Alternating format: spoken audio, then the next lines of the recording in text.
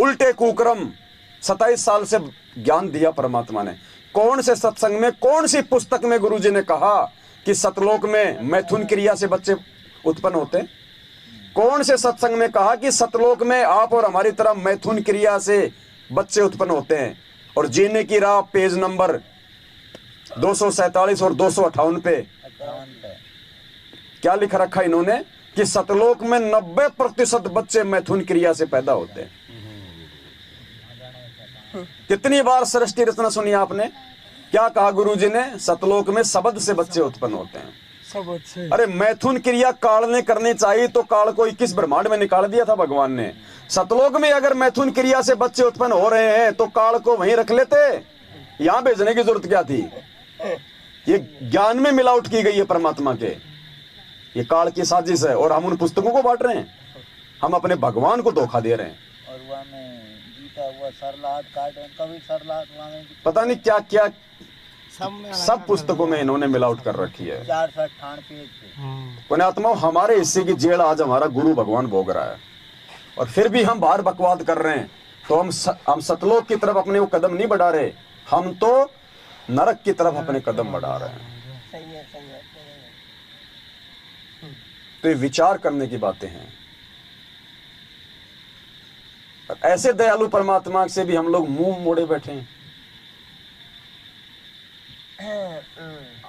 आज हम जहां बैठे हुए हैं, यहां पे आसपास में कितने जगत वाले भाई बहन होंगे जो हनुमान जी को पूजते हैं? खूब है ना? सभी जगह। और उसका पड़ोसी भी हनुमान जी पूज रहा है और वो भी पूज रहा है। जब उसका पड़ोसी हनुमान पूजता है तो वो पुलिस थाने में जाके पुलिस को लेके आता है क्या कि साहब हमारे हनुमान जी की पूजा क्यों कर रहा है? ये मना करता है कोई? क्योंकि भगवान सबका होता है। अब हम जब गुरु जी को पूजते हैं, गुरु जी को भोग लगाते हैं, गुरु जी की साथ संगति करते हैं, तो ये हमारी साथ संगति में क्यों पुलिस लेके आ जाते हैं? अरे भाई वो जगत गुरु है, घर का गुरु नहीं है। इन्होंने अपने घर का गुरु मान रखा है। ये जगत गुरु है। जगत गुरु मतलब जिन्होंने नाम उपदेश ले रखा है वो उनका भी गुरु है, और जिन्होंने नाम उपदेश नहीं ले रखा वो उनका भी गुरु है। सही है। तो ये मैनेजमेंट वाले तो जगत वालों से भी बुद्धि स्तर में नीचे गिरे हुए हैं। अगर यही सिद्धांत है तो बताओ, गांव का सरपंच अगर माता जी पूजा है तो नवरात्रों में वो तो किसी को पूजने नहीं देगा फिर कि माता जी तो मेरी है, हमारी माता जी की फोटो नहीं लगा सकते। हमारी साथ संगतियों में आके ये लोग गुरु जी की फोटो उतार ले गए कि ये हमारे गुरु जी की फोटो है, संत रामपाल जी की फोटो नहीं लगाओगे, उनकी आरती नहीं करोगे। बताओ, अगर इनके अनुसार हम सारे काम करें तब तो हम गुरु जी के भगत, और इनसे पूछ के ना करें तो हम गुरु जी के भगत नहीं, हम गुरुद्रोही हो गए। तो देख लो पुण्यात्माओं, काल भगवान कितना नीचे इनको गिरा चुका है। सही है, सही है, सही है।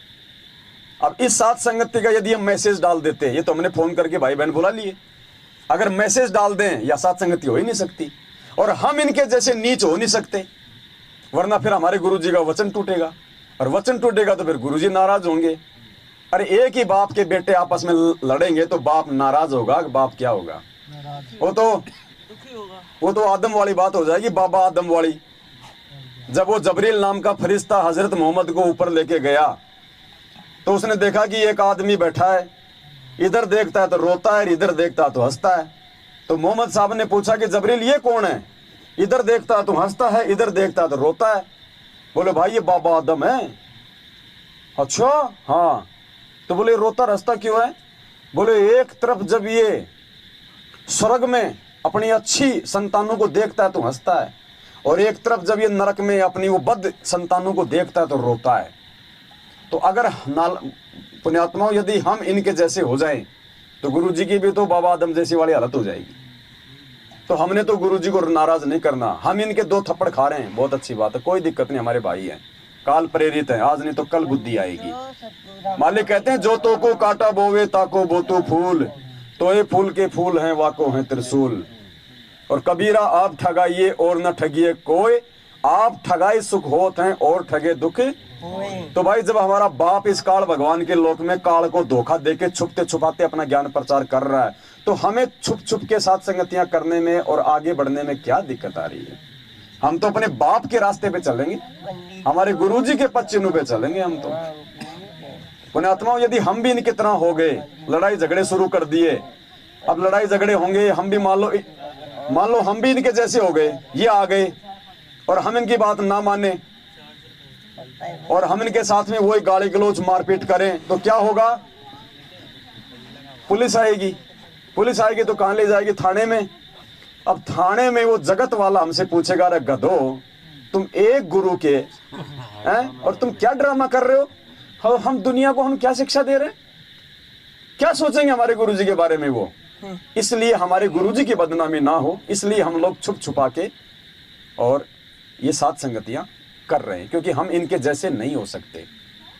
इनके जैसे हो जाएंगे तो फिर हम भी गुरुजी के चरणों से नीचे गिर जाएंगे। फिर क्यों डल ढोर रहे हैं? क्यों फिर रातों को जाग रहे हैं? किसके लिए? गुरुजी को प्रसन्न करने के लिए। फिर क्यों हम इतना सब कुछ ये प्रयास कर रहे हैं? हमने भगवान प्रसन्न करना है। जिस प्रकार गुरुजी ने आप और हम तक ये ज्ञान पहुंचाने के लिए, जब शुरुआत में 1994 में परमात्मा गांव-गांव जाया करता था, सदग्रंथ साहिब को, आदरणीय गरीबदास जी महाराज जी की वाणी को गुरुजी अपने सिर पे रखा करते थे।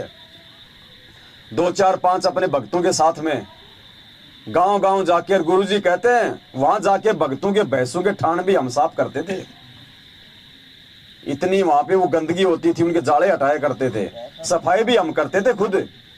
और मालिक ने उनके भैंस के ठाणों में जा जाके वो बदबू में परमात्मा ने 3 दिन तक पाठ किए।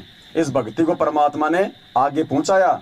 तो हम इन नीचों के जैसे नीच होके हमारे भगवान के मार्ग को पीछे नहीं हटा सकते। हम दुख उठा लेंगे, थोड़ी बहुत परेशानी उठा लेंगे, गाली खा लेंगे, मार खा लेंगे, खाते आए मरते आए, कोई बड़ी बात नहीं, और खा लेंगे, लेकिन भगवान को दुखी।